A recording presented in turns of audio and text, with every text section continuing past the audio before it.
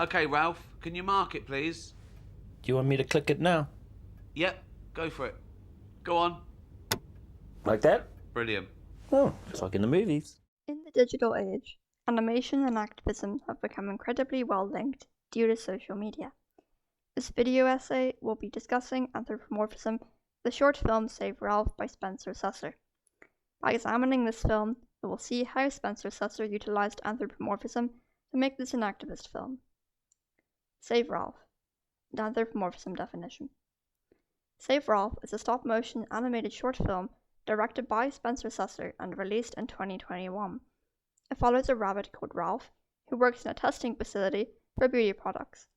The setup for the film is that he is being followed by a camera crew documenting what he does on a day-to-day basis.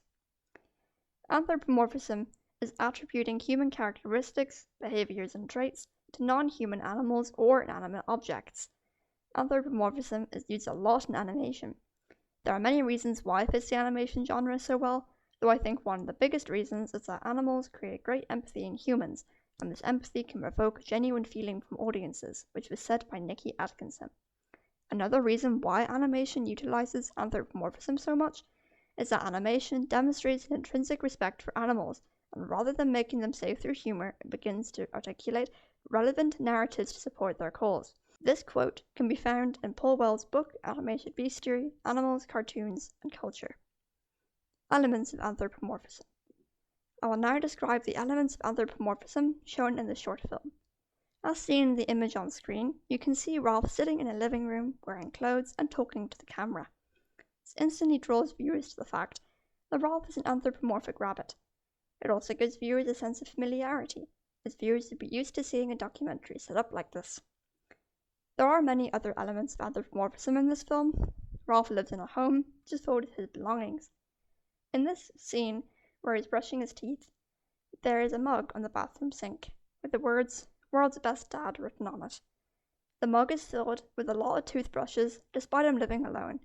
This shows that he holds sentimental value for his dead family's belongings. In the background of the other interior shots of his home, family portraits can be seen hanging on the walls. All of these objects humanize and characterize Ralph. Aside from his belongings, the most human trait Ralph has is the fact that he can talk. Throughout the short film, Ralph speaks in a mostly conversational tone.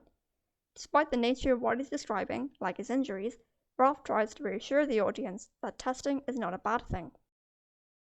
So good. He speaks from a place of accepting his fate. Ralph knows he would die due to animal testing, just like the rest of his family did, and at least the tone of his voice does not seem overly bothered about what animal testing does to him. However, Ralph's facial expressions betray him, and that is perhaps the most human attribute given to him: the ability to lie, that he agrees with what is being done to him. Though despite his emotions, he always tries to cover it up quickly.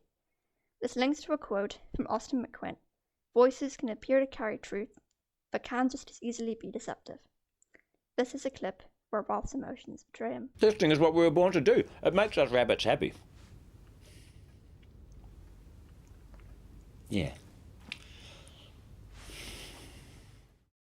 Activism and empathy. This short film had to be an animation due to the nature of this film. Many animal activist groups have converted to animation, as showing actual footage of animal abuse is often ignored by audiences or pushed down by social media. By using animation, it makes the subject matter more palatable. Rob Parnell stated in an article that animations are unique in that you can use their soft artistic style and juxtapose it with quite harrowing and hard-hitting content. This is a similar case with the Save Ralph campaign. Making the film feature anthropomorphism brings home the impact of animal testing to the audience. Giving Ralph emotions, like showing grief, the memory of his family, or giving him props like the World's Best Dad mug, shows that animals like rabbits have lives and feelings too. Instead of animating Ralph as a normal rabbit that cannot talk, giving him a voice forces the viewer to actually empathize with him.